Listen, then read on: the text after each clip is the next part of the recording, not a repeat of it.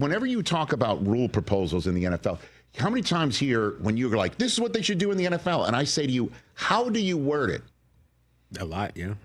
Because you have to word it. Very specific. You must word it in order for it to get passed by ownership, or as they refer to it inside the organization, membership inside the league. You need to have it passed by membership, because in order for it to get passed by membership, they have to say, what is it about? Mm-hmm.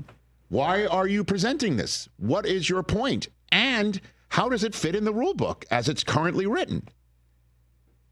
And so today is one of the few days in the NFL calendar where we celebrate paperwork. Another one is the schedule coming out. We're celebrating paperwork. Hey. And the draft is paperwork. I guess there are manners in which things must be processed, I guess. But part of this process is to see it in writing. And today, the league sent out to all of its clubs and members and staff the actual proposals, rule proposals, and how they're written.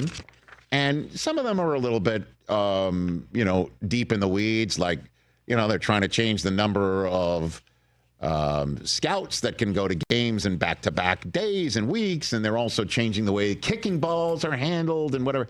But I've got 3 rule proposals that jump out at you. 4, actually. The first one's from the Philadelphia Eagles.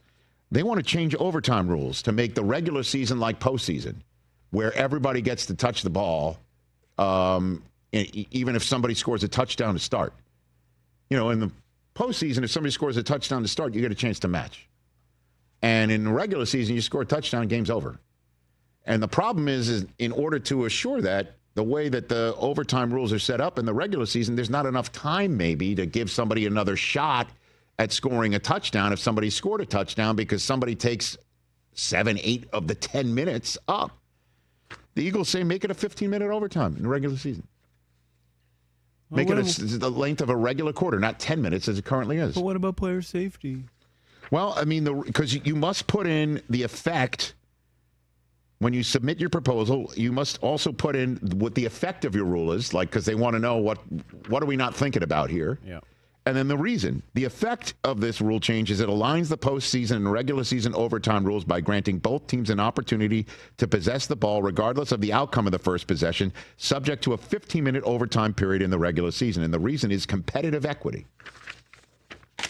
I dig it. I would vote yes on that. It's another 5 minutes. Let's do it. Let's do it.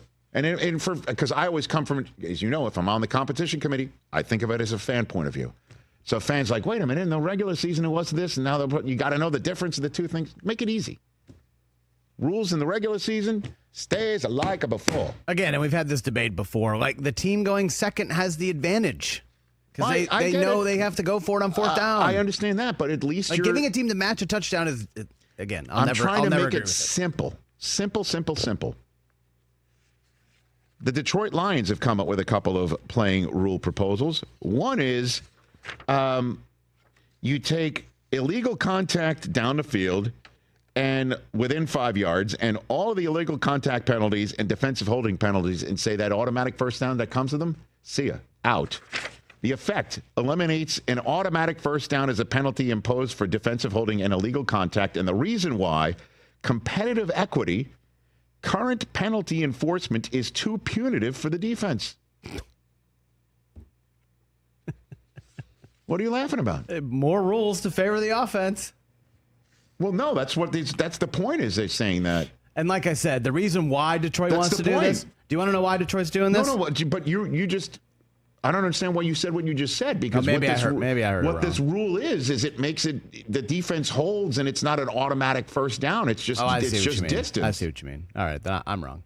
It's just distance. So why are the Lions doing this? The Lions are doing this, guys, in case you're wondering, according to Warren Sharp, since 2023, do you know who commits the most defensive holding and illegal contact penalties? The Detroit Lions have 26 of these. If we're talking about just teams in the NFC North, that is 10 more than the Green Bay Packers. So your point is, if you can't coach it, change the rules. Bingo. The Indianapolis, it worked for the Colts. Well, I'll tell you what. You know who will know this? The rest of the membership voting on it. They'll know those numbers. Yeah. They'll know it. Minnesota, the least called team for this, only 6 in the last 2 years. Here's one Detroit's put out there that I think you'll agree with, though, Christopher. They want to change the way that the playoffs are seeded. Playoffs? As you know right now, the Minnesota Vikings this past year, for instance, 14 wins, didn't win the division. So they had to go on the road to start the playoffs. No home playoff for them in the first week. A little ridiculous. Because they didn't win the division. So division winners get the home playoff spots over wild card teams that may have more wins because they've won the division. They say do away with it. The division champion with the best record is number 1 seed, and everyone else after the 1 seed gets seeded by their record. And it doesn't matter if you've won the division. The only way that the division does matter is if you have the same record in the tiebreak, the first tiebreak between you and a wild card team with the same record. If you haven't played one another, and it's not head-to-head, we're not going to anything else. Did you win the division? Yes, you're seeded higher. That should be the number 1 tiebreaker, right? That's the number 1 in this right now. In this way, you'd be seated higher if you've won the division. But not given if you have the same record as the wild card team. The wild card team has more wins than you. Doesn't matter if they didn't win the division. They would be seated higher with you and maybe get a home playoff game. And so how does that look? Let's take a look based on last season. Okay. This is what last season, the NFL Network research staff put this together. Pop it up if you don't mind. The NFC is first since Minnesota would be the 3 seed instead of the 5 seed. Packers were the 7 seed. They'd be the 5 seed. The Rams, that were the 4 seed, they're the 7 seed. The Lions would be right where they were, and the Eagles would win the strength of victory tiebreaker over Minnesota but the Eagles would have won the division anyway. Seated higher than the Vikings, and the Buccaneers higher than the Rams because that's the tiebreak, better conference record. So the Rams got a home game against the Vikings. Now the Vikings would get a home game against the Bucs instead of the Bucs getting a home game in the first round of the playoffs. So we would have still against the Commanders. We would have still got Eagles Rams, but a round earlier, right? Right. Bucs had Vikings. And it still would have been a big finish of the season because the Lions would have not had the bye week. They would have been in the Vikings spot 3 had they lost that game instead of 5. Let's take a look at the AFC. Interesting. Under the rule proposal. The Chiefs would have still been the same. Bills and the Ravens would have been the same. The difference with the Chargers would have hosted the Texans. How about that? So not much of a difference in the AFC side of things. Yeah. But the Chargers would have hosted the Texans. And it's like, okay, would I vote for this? I'd have to think about it. I probably not. It sounds cool. I don't think I would vote for it. I would vote against the first down penalty for defense. I'm sorry. Just don't hold. Keep your hands secondly, I'd think about that reseeding there. Now then, the motherlode. Yeah.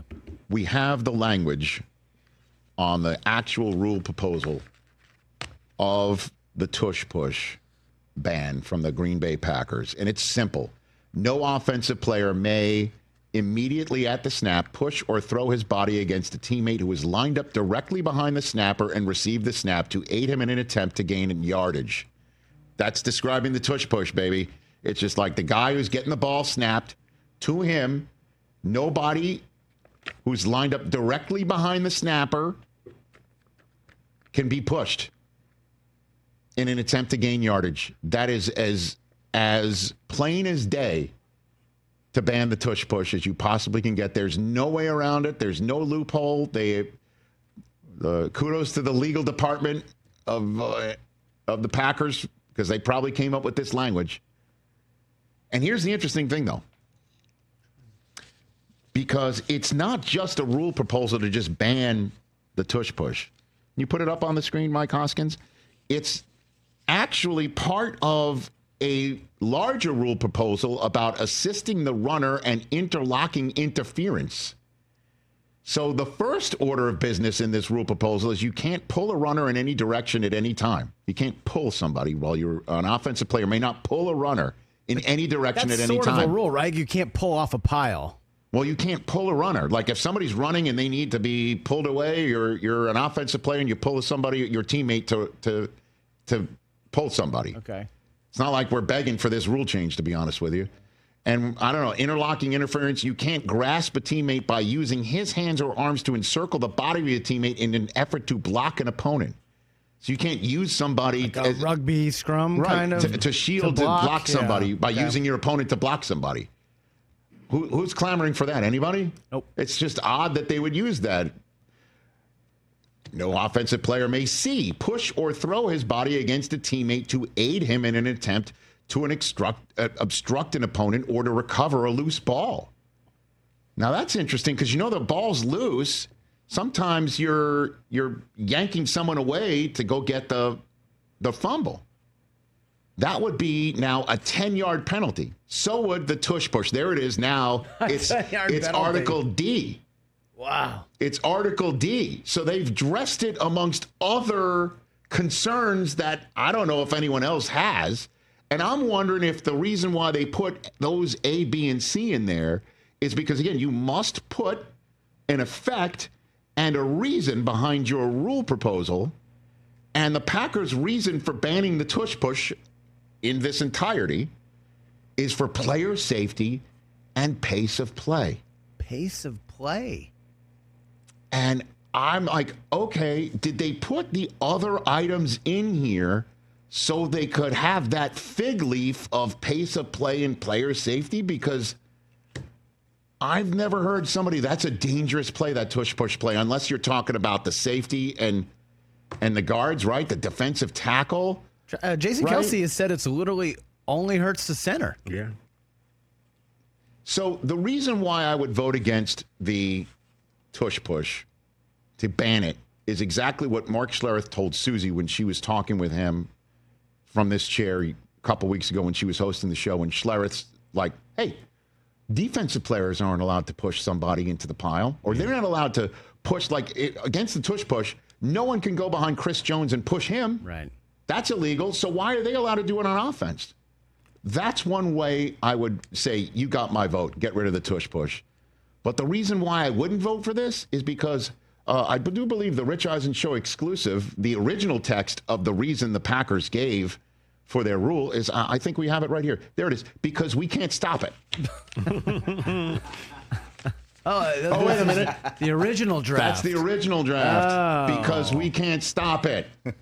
Oh, man. And I think that's the reason why this rule's being put into place. Why else are we seeing A, B, and C of that? It's kind of dangerous when you're pulling somebody away from a loose ball. Or when was the last time you saw an offensive player pull another teammate, to get a first down? I mean, sometimes you see the shove for a first down. You do see an offensive player maybe yanking his teammate across the first down They do it on line. the goal line, too, kind of, if there's a on. running back. I don't know. If this is because you can't stop it, then I'm... That's kind of lame. Then your vote, my vote's against it. But if you're talking about Schlereth, let's make it simple and easy, where defense can't do it, offense can't do it either. You may influence me. But that's our exclusive. Catch the Rich Eisen Show live weekdays from 12 to 3 p.m. Eastern on Roku Sports Channel in the U.S.